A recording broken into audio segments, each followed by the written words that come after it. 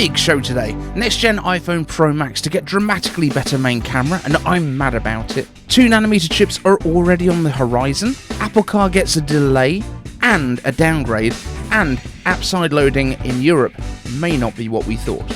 Smash like and let's get on with this. iPhone 16 Pro Max is reportedly getting an even bigger main camera sensor this September, according to a report from Weibo, quoting the exact sensor model from Sony, a custom IMX903, which is 12% bigger and has a 14-bit analog to digital converter and digital gain control, all of which will probably mean something to camera people. More bits, more better. So why am I mad? Because I love the smaller size Pro, but I want the best camera because I shoot all of these videos on iPhone. So guess who's going to be buying that one? All that said, the bigger sensor means it will be better in low light, less noisy, and while I record right now straight into the Mac over continuity camera, the idea of shooting better quality direct onto an SSD on the iPhone is pretty appealing. So I guess expect an upgrade from our videos in late September and me getting bigger pockets. TSMC is already working on 2nm chip processors according to DigiTimes, with the first wafer production expected late 2025, and you can bet your bum that Tim Cook has already scooped up all the initial production for Apple. The first 3nm consumer chips arrived last year in Apple's A17 Pro and soon after in the M3, the M3 Pro and the M3 Max. Each node shrink of this kind brings more dense chips, meaning it takes less energy for electrons to move through the chips, reducing heat, power consumption, and improving performance.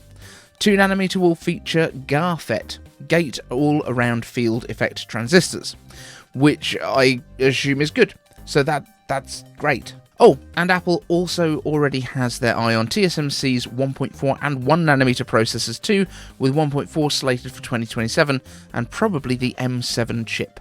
Apple Car, Apple's famous Project Titan vaporware project, previously stated to be a completely autonomous vehicle in 2026, isn't anymore on both counts. According to Bloomberg, Apple is now targeting a level 2 plus autonomy, which I think is slightly better than my last car, i.e. you get adaptive cruise control and some steering assist, so I guess lane keeping? That's as opposed to what the rumoured car was in development, which didn't even have a steering wheel and which would have featured Mark Rober developed Vision Pro-like headsets for the passengers to entertain themselves and everyone else on the journey, whilst integrating the visuals with the vehicle's acceleration to combat travel sickness. So Apple are making a kind of standard modern electric car, probably with really good CarPlay and in-car entertainment. But will Tim Cook still hang in there to see it through to completion as his legacy?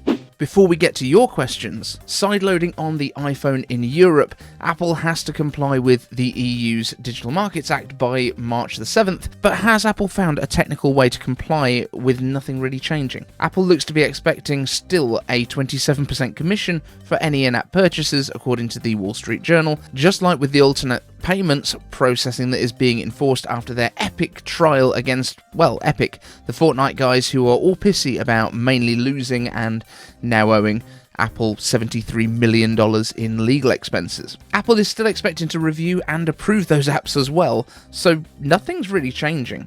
In fact, the 27% reduced fee, which allows for 3% for card processing, doesn't include taxes, which Apple's system does, so it actually costs you more to move away from Apple's system. Tim Cook is actually playing 4D chess here. And into your iCav answers, leave your questions using the hashtag down in the comments, and we will answer them in a future show. At Team Kinetics Media. Hashtag iCave answers: how many generations do you think it'll take before spatial computing AR has been fully embraced by the masses? Is this the future of consumer tech? This is a really tricky one. AR VR has been out there for quite some time. It's not really been adopted widely yet, but is that because the use case hasn't been compelling? Is it because we are assuming it's too expensive when they're only really sort of $300, $400, $500? Or is it that it's still too cumbersome to put it on your head?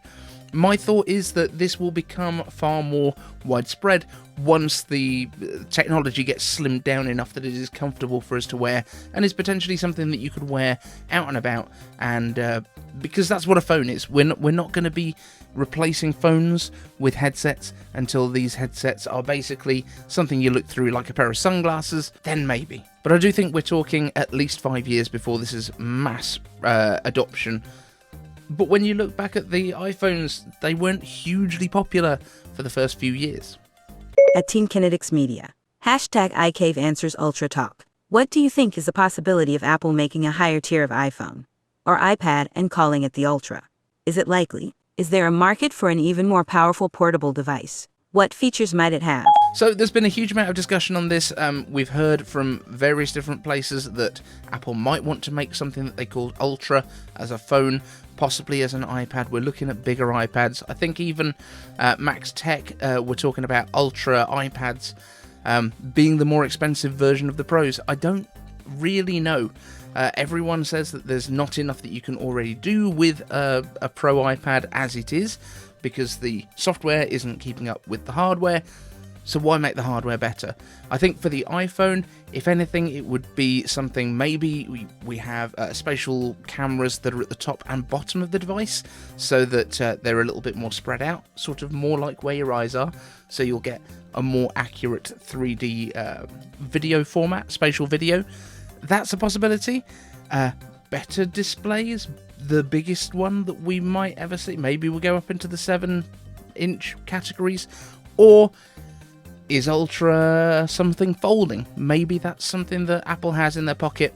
I don't see folding coming that quickly, so I can't say. But there's certainly been rumours out there. Let me know what you think an Ultra should be down in the comments. And don't miss tomorrow's podcast. We have a very special guest, so please do listen in if you haven't subscribed yet to the Aluminium Podcast, Apple News with a British accent. It's on all of your favourite podcast platforms, or see us back here on YouTube and watch it with us here. Thanks so much for watching, thanks to the Patreons, and we will see you in the next one. Want the latest Apple news, leaks and rumours? Subscribe and ring the bell.